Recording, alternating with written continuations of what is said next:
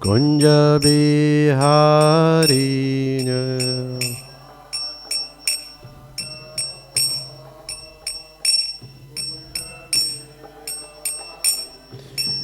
Gopijana Vallabha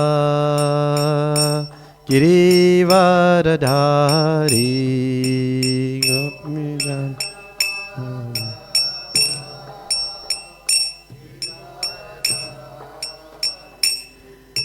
Yashodanandana Brajajana Ranjana Yashoda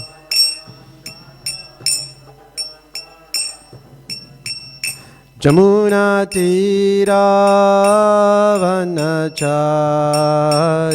Jamuna Tira Vanachari Jaya Radha Madhava Kunja Bihari Jaya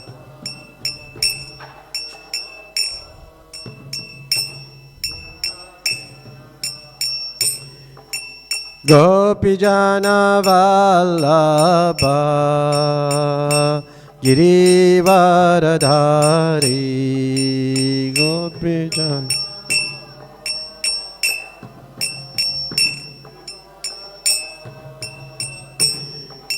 Yashodanandana Brajajana Ranjana Yashodananda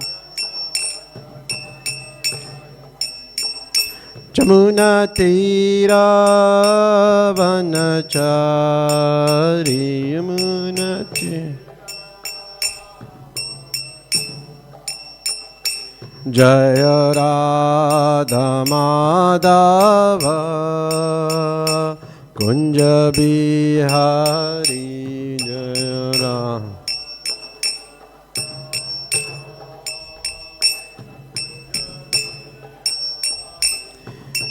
Gopijana Vallabha Girivaradhari Gopijana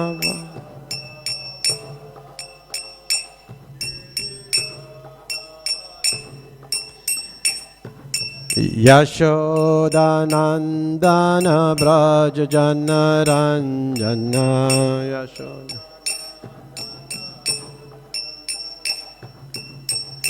Jamuna Tira Vanachari Yamuna Tira Vanachari Yamuna Tira Vanachari Yamuna Tira Yamuna Tira Vanachari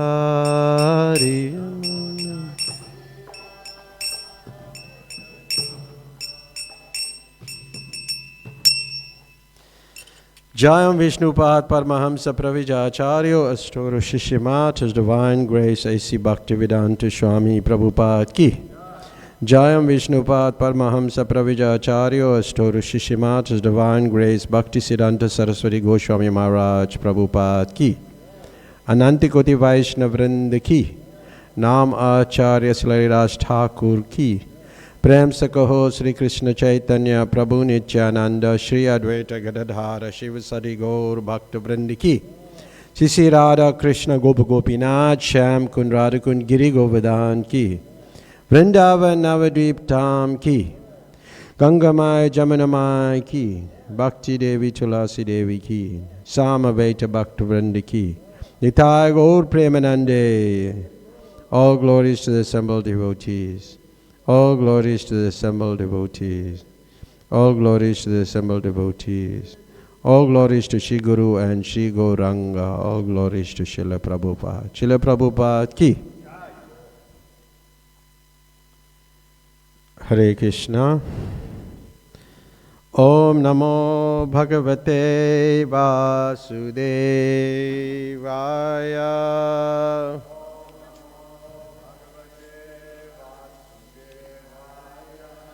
Om Namo Bhagavate Vasudevaya.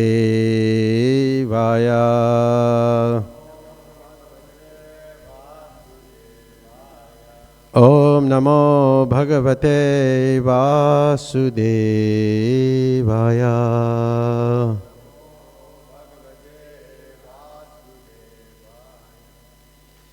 So today we're reading from the Krishna book, chapter 55, Pradyumna born by Krishna and Rukmini. So we will read, there's 11 paragraphs.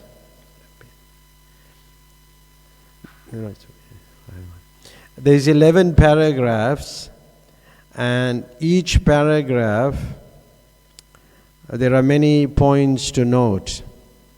So I will read one paragraph and then we will discuss the points within the paragraph, and we'll see how many we can go through, we can finish the pastime. But if we don't, then we can continue next week. So just let me get my... So how many of you all have read this Krishna book? It's very beautiful, and you all should read the Krishna book every night. And when you read Krishna book in the night, then you will dream of Krishna. And then you'll take good rest, you'll dream of Krishna, and then you'll wake up in good spirit the next morning. So we must read Krishna book. So I'll start reading the first paragraph.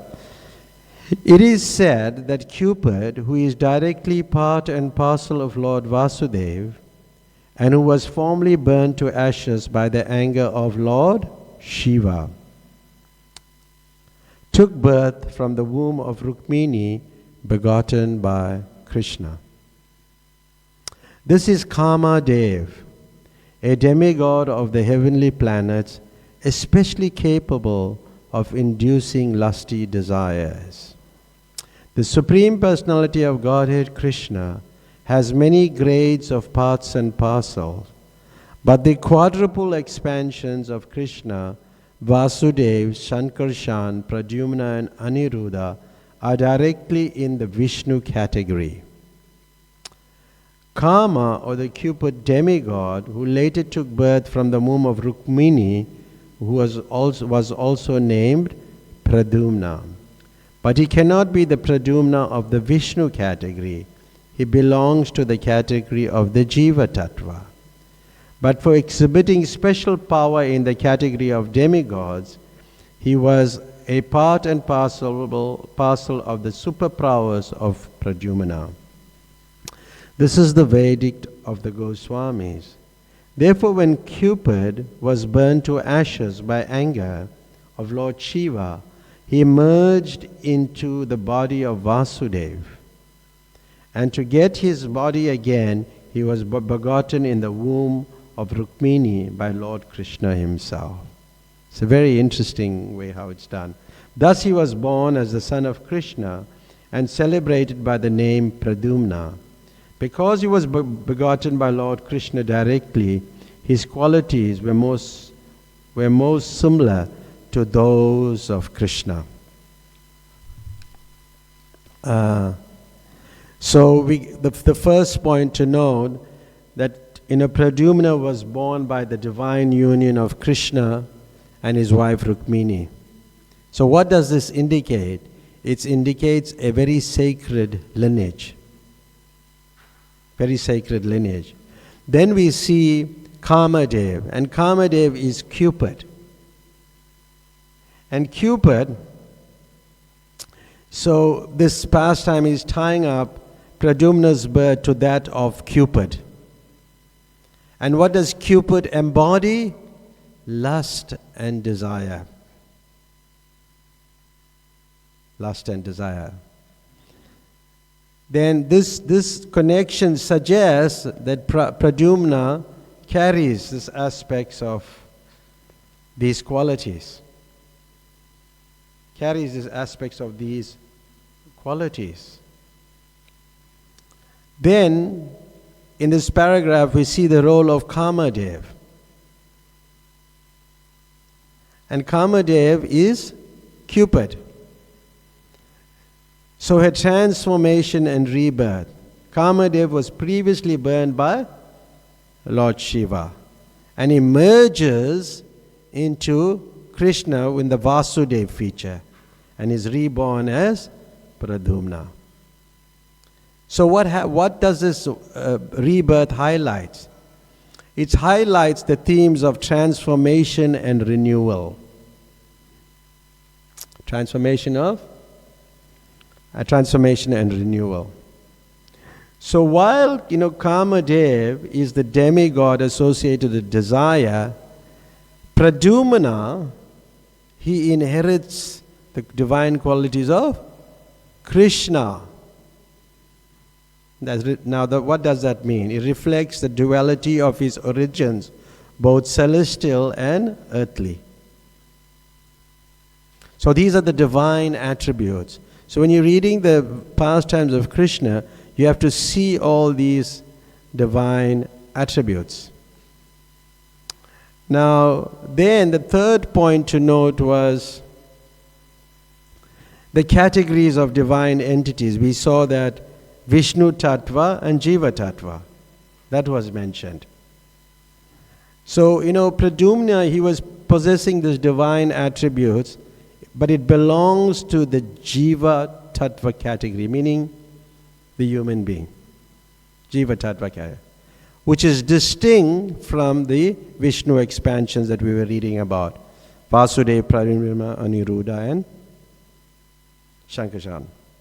So this emphasizes, sometimes when we read all this, how Krishna expands in the spiritual world as Balaram, and from Balaram, then the first set of Chaturvyuha, this is what we mentioned, the Chaturvyuha expansion, and then another set of Chaturvyuha. When you hear all these things, it sounds very confusing, and people may not believe it. But this is the hierarchy. It's very complex, this divine hierarchy. It may be complex. It is. Sometimes people really don't understand how it works. And when we're reading these pastimes, we may not understand how it works. But we do understand that there's hierarchy. And these Chaturvyuha forms are in the Vaikuntha planets. So the expansion of Krishna, then which we spoke about, the four expansions, Vasudeva, Shankarshan, Pradyumna, and Aniruddha, indicating that while Pradyumna is part of Krishna's divine essence, he also occupies a unique role, and it's very unique, you see here. So this is, there are many things you can see on the fourth point you can note is the qualities and influences. Pradyumna was qualities mirrored those of Krishna because he was looking just like Krishna. What does it suggest? That he embodies that spiritual and emotional aspects of love and desire. That's what it means. So he's exhibiting special powers. Special power.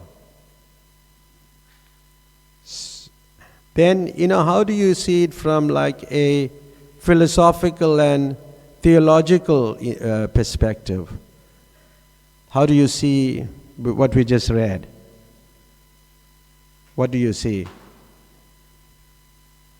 The nature of desire. It's a powerful force that can lead to transformation of rebirth. The power of desire. And then we hear the Goswami's verdict. The teaching of the Goswamis. Teaching the divine relationships. The Goswami's literature is very deep. It takes you very deeply into the broader context of Vedic philosophy. Not just on a very low, level. And as devotees, we're meant to dive deep into the scriptures. You have to dive deep into the scriptures. And when you dive into the Goswami's literature, then you'll get a different interpretation of Krishna consciousness. Because Krishna consciousness is dynamic. It's not static. It's dynamic. And when you read Krishna's pastimes, they're very deep. And you get a broader context of the Vedic philosophy. That's the Goswami's verdicts. So in the first canto, talking about Cupid, which we mentioned earlier, Kamadev, and which also Prabhupada commented on in the first canto of the Srimad Bhagavatam, that Cupid, when Cupid shoots its arrow, even the most ugliest person will look very beautiful to you. Because once you shoot arrows, even the most ugliest person, and you'll think, hey, what you doing with that person? Don't look nice. But that person's heart has been shot by that arrow. So here we see Cupid, Kamadev. This Cupid, Prabhupada writes in the first canto of the Srimad Bhagavatam, he said, this Cupid influence is exerted even amongst the ugliest form, and what to speak of the most perfect beauties. So Lord Shiva is considered the most tolerant, was also struck by Cupid's arrows. When you read in the Bhagavatam about Mohini Murti, and you see how he was running around, shows you. But Lord Krishna cannot be struck by Cupid's arrow. Why? Because he's self-sufficient and he's self-satisfied. So that's the first paragraph. Then the second paragraph is talking, and I'll read the second paragraph and I'll explain the second paragraph. There was a demon of the name Sambara who was destined to be killed by Pradyumna. The Sambara demon knew of his destiny, and as soon as he learned that Pradyumna had been born, he took the shape of a woman and kidnapped the baby from the maternity home less than 10 days after his birth. This is where kidnapping started off. This is the start of kidnapping children from the hospital, maternity ward. It's quite interesting. Yeah, it's not something new. The demon took him and threw him directly into the sea. But as it is said, whoever is protected by Krishna, no one can kill. And whoever is destined to be killed by Krishna, no one can protect. When Pradyumna was thrown into the sea, a big fish immediately swallowed him. Later this fish was caught in the net of a fisherman, and the fish was later sold to the Sambara demon. It's quite complicated. In the kitchen of the demon was a maidservant whose name was Mayavati. This woman had formerly been the wife of Cupid, called Rati. When the fish was presented to the demon Sambara, it was taken charge of by his cook, who was to make it into a palatable fish preparation with a lot of pulli and a lot of tamarind, imli. Yeah. So make it into a fish preparation. Demons and Rakshasas are accustomed to eat fish and similar non-vegetarian foods. Demons like Ravan, Kamsa and Hiranyakashipu, although born of Brahmins and Kshatriya fathers, used to take meat and flesh without discrimination. This practice is still prevalent in India, and those who eat meat and fish are generally called demons and Rakshasas. So the second paragraph, what do we see here? There are many points to know. Destiny and divine protection. Now let's look at the demon Sambara. Was aware of his fate to be killed by Pradyumna. So that showcased the theme of destiny. Destiny. But his attempts to thwart that destiny, to stop the destiny, what he did, he started kidnapping the infant. And as I said, that this is where kidnapping in the maternity ward had begun. But then there's divine protection. And the divine protection, which we just read, if Krishna wants to kill someone, nobody can protect him. And if Krishna wants to protect someone, then no one can kill him. So that indicates the divine protection. Or divine intervention. So Pradyumna, who is like the direct son of Krishna, and naturally or inherently, he's safeguarded from any harm. So what does this reinforces in us? Divine guardianship. And yesterday I was giving a class to there's some young girls, and then we were speaking about, the question arose about, from the first chapter, where Prabhupada, first chapter, where, Arjuna is talking about how, if we kill, if the men are killed, then the woman will be left alone, and then, it will lead to family degradation, and lead to good progeny in the future. So the students were arguing on different perspectives, but there was one mother in the class, and I said, would you like your maid to take charge of care for your child, or would you like to do it? Sisi Raghunath Ki. So would you like your maid to take care of your child? Would you like your maid to become the mother, or would you like to be the mother?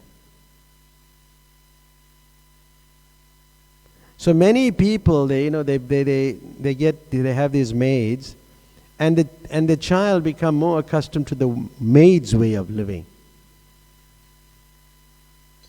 So that's not very good. But one young girl was arguing, we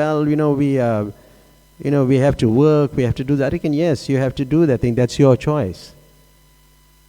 But when you have a child, and if you feel like that it must be taken care of by the maid, then do so. But that's your choice. But which is better? So another girl who was not married and is about to marry, and she said, I'm so lucky that when I come home, my mother is there, and my mother grew me up. And now I'm working and I'm studying and working, and food is always there, and I don't know what I'm going to do in the future, because it's such a nice situation. So, but we have to consider, which is more important, Krishna consciousness or becoming a CEO of an organization. And then the young girl, somebody posted I think on a chat we have, because I posted what I felt about mothers, which I wrote for the Vaishnava ministry, and what I felt about mothers, and females, how their chastity is important. They can make the sun to stop to rise. That's how powerful chastity is. So I was discussing on these points. But then she sent me a picture of Priyanka Chopra. I was thinking, wow. you know her, PC? She's an actress. And she said she can do both, be a CEO and a mother. Huh? The CEO, I was going to respond, is Chief Enjoyment Officer. That's what it means. Chief Enjoyment Officer. So you can enjoy, but you're not protected. You don't, children meant to be protected and sheltered. Women are meant to be protected and sheltered. So that's very important. And here we see the divine protection by Krishna. Then we see another theme that is like transformation and deception. Because Sambara disguised himself, the demon's ability to take the form of a woman and kidnap Pradyumna. So what does that mean? That the person could transform themselves. And this is the nature of demons. Their deceptive nature comes out. Deceptive. Then we see in the paragraph we read about Mayavati and Rati. So Mayavati and Rati, the connection of Mayavati to Rati is Cupid's wife. It's sort of like a little confusing, but Mayavati's presence suggests a divine love, despite this demonic context that we're looking at. Then the third point we can learn from the paragraph is the cycle of life and death. Because the child was thrown into the water, but it was swallowed by a fish. And then the fish was caught by a fisherman. So we see from this that the divine plan can unfold in different ways. But then it shows how the demons, they want to eat fish and meat and fish, and but still somehow the child was saved. So then it shows how, the practices of demonic people, and it tells even people like Ravan and Kamsa, and demons are not, these are like big demons, and they can eat meat and non-vegetarian foodstuffs. But ultimately what we learn from the paragraph is that good over evil, right? That's what we learn, the fate. Despite Sambara wanted to change the fate, but Pradyumna's destiny was to overcome evil. We'll see in the end will ultimately prevail. And this, this reinforces the theme of good triumphing over evil. That's what we learn. There's so many points we can pick up just by reading this paragraph. So we will read the third paragraph, and we'll explain the third paragraph.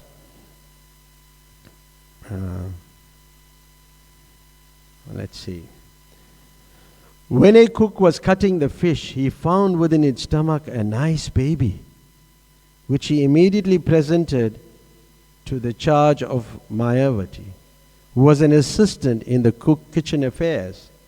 This woman was surprised to see how such a nice baby could remain in the belly of a fish, and the situation perplexed her.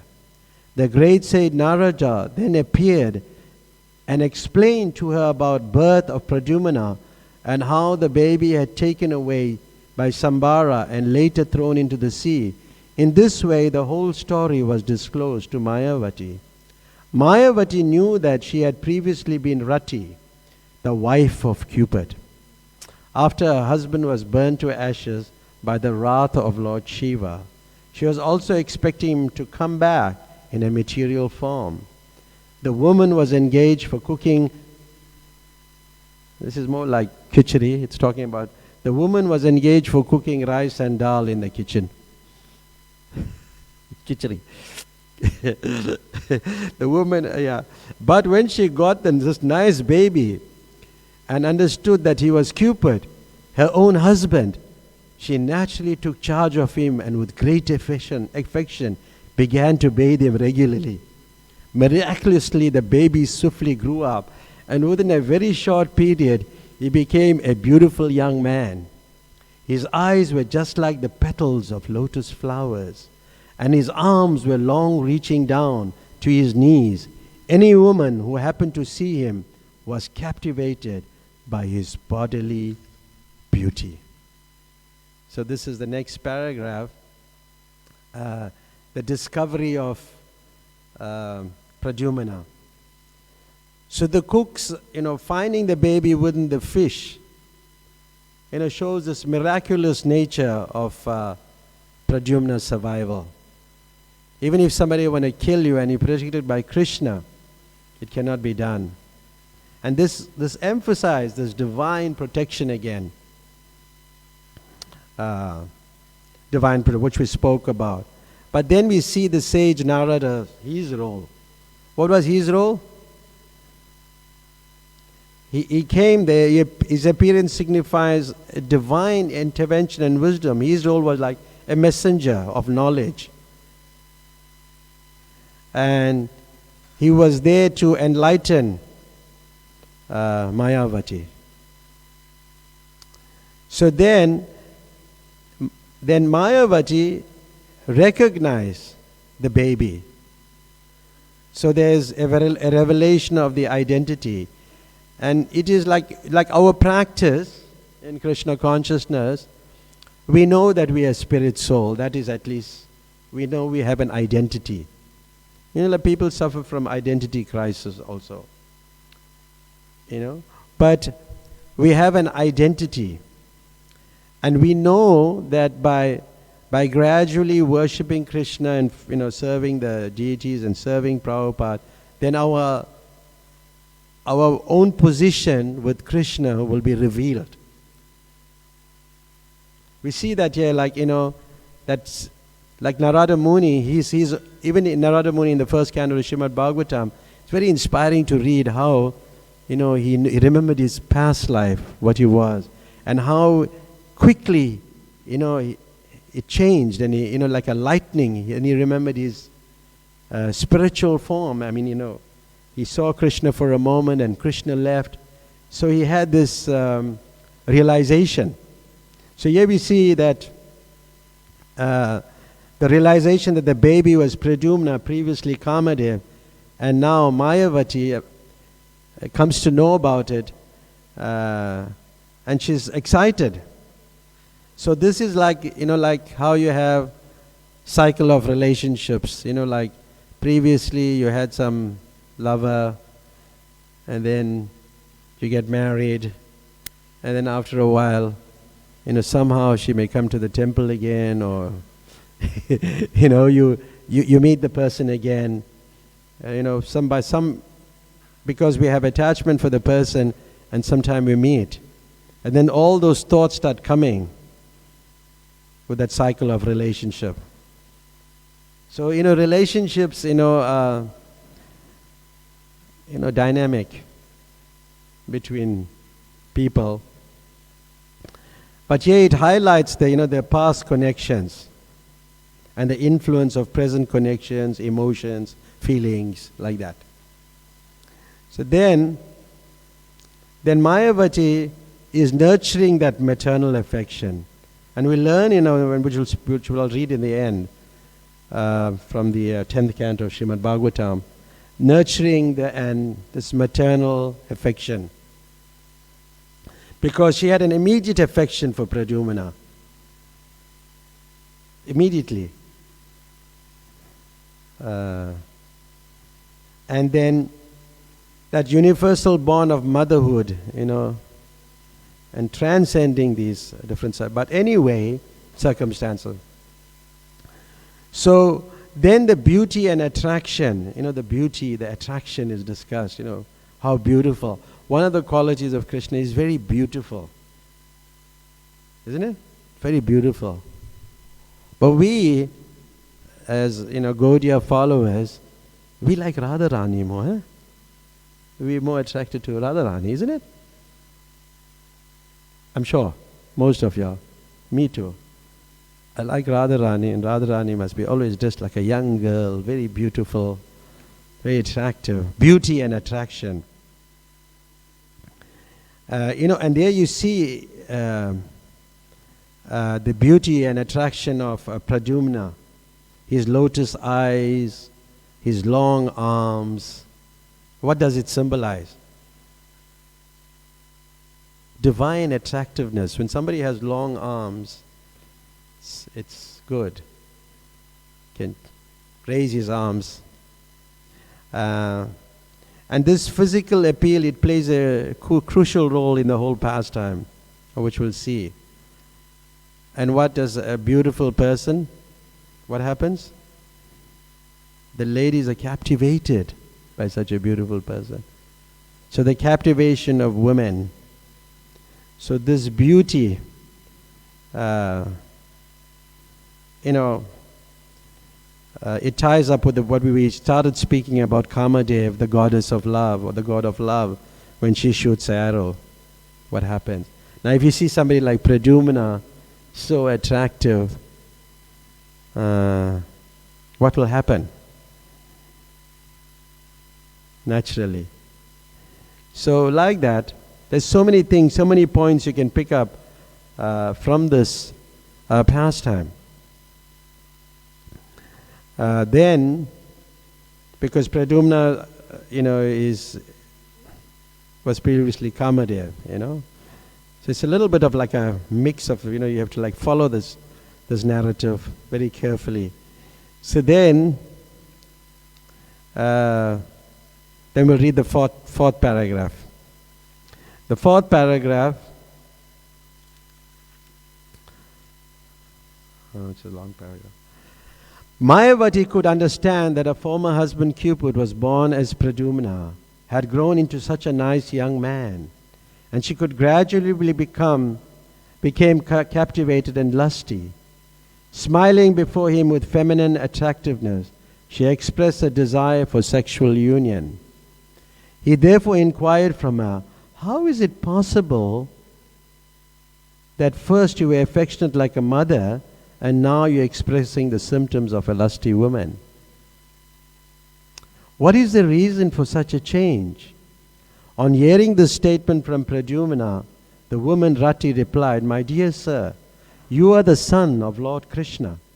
Before you were 10 days old, you were stolen by the Sambara demon and later thrown into the water and swallowed by a fish. In this way, you have come under my care, but actually, in your former life as Cupid, I was your wife. Therefore, my manifestation of conjugal symptoms is not at all incompatible. Sambara wanted to kill you, and he is endowed with various mystic powers. Therefore, before he again attempts to kill you, please kill him as soon as possible with your divine power. Since you were stolen by Sambara, your mother Rukmini Dev has been in a very grievous condition. So we can understand when somebody's child is stolen, what's the condition of the person. The person feel like giving up his body, when the child is not present. This is like motherly affection. Like a Krurari bird who has lost her babies. You see sometimes birds when the nest fall from the penthouse, then when it falls down and the babies die, they cry. They cry. They have motherly affection, even in the life of birds. She was very affectionate towards you, and since you have been taken away from her, she has been living like a cow, aggrieved over the loss of its calf. Such beautiful description. That how the parent or the mother, especially the mother. See, the women are more emotional and the men are more rational. Therefore, the lady's weapon is the tears. So the way you deal with them, when they finish cry, then you talk to them. Isn't it? Huh? How do you deal with it? Young men? Bilba? You got some realization on this, isn't it? How do you deal with it? Okay, so like that. So it's natural, to feel that pain, and it's very painful. I mean, if your child is kidnapped, how painful it can be. Like when I first started work, and then I was working at the department and I was transferred to a school to serve for a short period. And during that period, there was a child that was kidnapped in Alpine Road. And the child's name was Salushni. I just saw her, but we couldn't find her. We were looking everywhere, we went looking, and we couldn't find her. And the parents were in so much of pain. But later she was found dead. So it's very painful. So you can well imagine how painful it is. So it's miraculous, that Pradyumna had survived because the cook found the baby in the fish's stomach.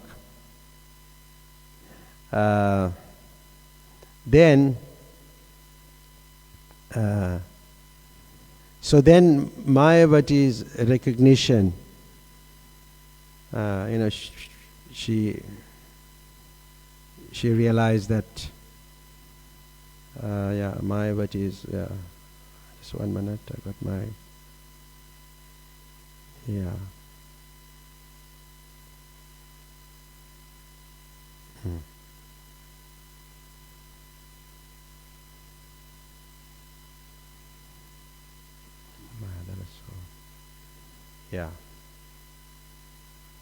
So just let me move on to the next one. I don't know if that's going to make any point.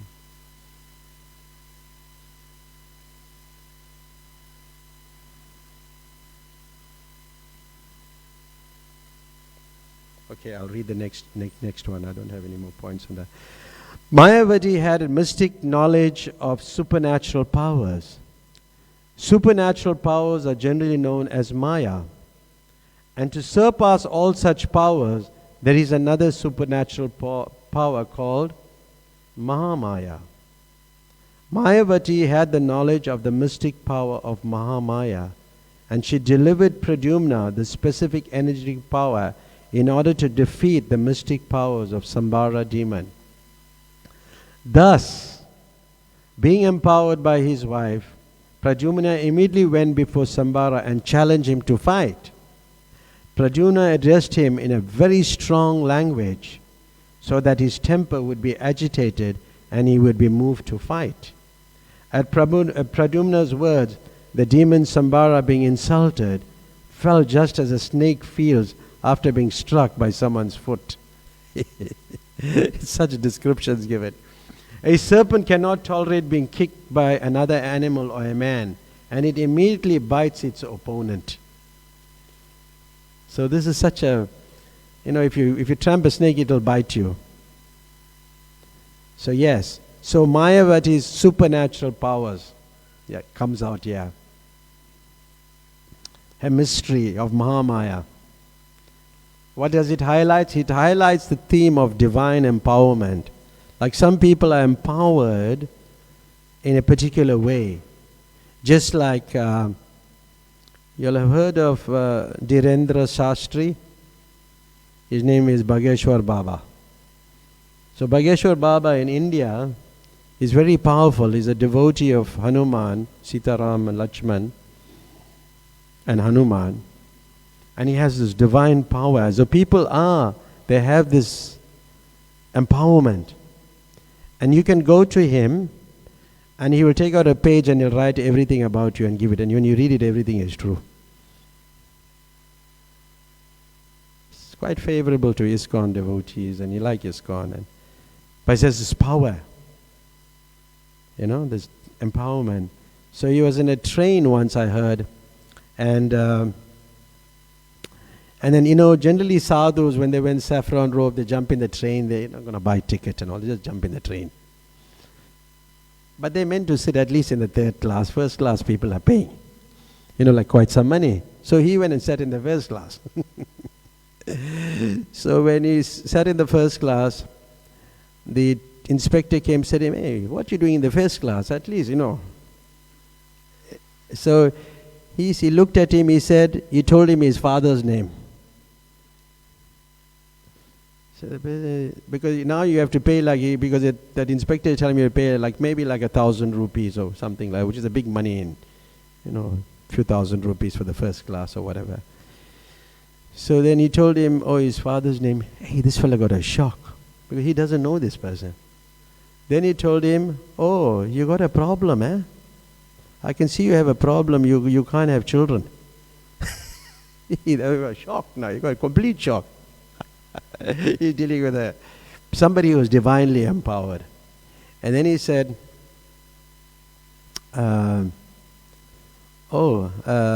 he told him other things, various other things, and then the guy was taken aback. So the inspector was asking for money. This fellow put his hand in the pocket, he took out some money, 1,000 rupees or whatever, and giving him. The sadhu. Because he was divinely empowered. And he told him he could help him. Anyway, but this is Bhageshwar Baba. So you have people who have this divine power that is given by the Lord. And here we see Mayavati had these supernatural powers. So that highlights the theme of divine empowerment. And her abilities signify that she plays a very, very crucial role in Pradyumna's journey. Then Maya as illusion and Maya. What is the distinction between Maya, illusion, and Maya? Greater illusion and transcendental power. Greater illusion. Yeah. So this is preparing him for that physical battle. And then the challenge comes. That confrontation and that challenge now. Pradyumna's challenge. So how does he challenge? Just like sometimes you want to fight with somebody, but now that person is keeping quiet. What you'll do? You'll go agitate him, isn't it? You'll tell something. Oh, you know how it works. We all do these things. So we'll go agitate the person. Oh, what you looking at me like that for? Or something like that. And we start the fight. Got it, Premagali? It's like that. So, to start the fight. So, but then he was, his direct challenge shows his bravery. The direct challenge. And that embodies when somebody challenges you, it means he's a hero. Just like, if somebody is strong, but if you go and, you start challenging the person can retreat. Just like sometimes you have bullies in schools and other places you have bullies. And then, he's bullying everybody and everybody's afraid. But one person, he goes first and attacks the person. Then the person retreats. It's like that. Isn't it? We also used to do these things when we were young. We would challenge people like that. Yeah. So you can see that the strategic insult, it's very strategic. Use strong language to provoke Sambara. Strong language. It's like what you would call it in English language, you'll call it a psychological warfare. It's very effective when you use strong language. It can overcome that person's physical strength, your opponent's physical strength. So it's by using strong language. Then we see the serpent. Right? We see the serpent. And how's that comparison? It's very good, that if somebody like tramps a serpent, it'll bite you. But also, when you're dealing with demonic people or demons, when you provoke them, then it increases their rage. Their violent nature comes out more. It comes out more. And you see that instinctive response, like the serpent, it cannot tolerate anybody's insult. It'll just attack. So we see that in this particular pastime. And then we can learn from this, that how do we respond if somebody insults us? What will we do? If you remain silent, you beat that person, because he doesn't know what to say. Isn't it? He wouldn't know what to say, because he'll keep... If you keep quiet and he's keep insulting you, then he loses, because he'll get tired. It's a very good strategy. Like sometimes, you may go to a meeting, and I happened to attend one meeting like that, and I could have this like sixth sense, that this whole thing was pre-planned, and everything has been discussed. So what I'm going to tell? So I started remaining silent, but they started getting agitated. I remained silent, and the person was getting agitated. So when you remain silent, you defeat the person. Like sometimes, people may criticize you for different things. They will criticize you in different ways, and some things may not be true. But if you leave it, you beat them. They're thinking they're winning. Even like in a spiritual organization or any institution, when you do that, then you win. Because that person who made those insults to you suffers, because he knows it's not true. So that causes pain to him. But in Vedic system, like if somebody is insulting you, then you'll say, oh, but people will take advantage of us. Then you'll be like this serpent. Again, Prabhupada gave that example of the serpent, like when Narada Muni, because Narada Muni is a messenger, Narada Muni says, okay, to his disciple, the serpent became a devotee, and people started attacking the serpent, throwing stones. So he said, okay, all right, you just show your fangs. You show your wood now. You just show them, and then they'll get frightened and they'll go away. So you can learn from this pastime. You have to look deeply into these pastimes. And a snake, you see a snake moves like this. You saw how a snake moves? They're not in a straight fashion. It moves like that. When I was young, I was playing cricket, and then I had my bat, and I saw a green mamba, and I threw that bat to the green mamba, but it's going like that, and it's very fast to kill it. Because we learned that we must kill snakes, and killing snakes is okay, because you help them to get a higher form of life. Like I was mentioning it to one devotee said, how can you kill? But no, you should kill, because even a saintly person takes pleasure when a snake or a scorpion is killed. That's in the Bhagavatam. And Prabhupada, like Bhaktisiddhanta Saraswati Thakur, saw a snake and told his disciples to kill it. Even a saintly person takes pleasure. So we can learn from this, from these pastimes. And we see that Pradyumna, the heroism of Pradyumna, because he was standing up, his readiness to fight, because the other person was demonic and evil. And then we see like a lot of people say there should be some retribution in the whole thing. There should be some justice. Whenever there's some situation where there's like problems or conflicts, then there should be some justice and retribution. And then there we see that Pradyumna's challenge serves as a quest for justice. He's looking for justice, as he's now confronting the demon. And the demon represents chaos. And then the preparation for the battle starts. Yeah. So the build-up of the confrontation now creates a new excitement in the battle of Pradyumna and Sambara. We'll stop here. It's 8:30. But we are on the fourth paragraph. Fourth paragraph. Let's check. We are on the fifth paragraph.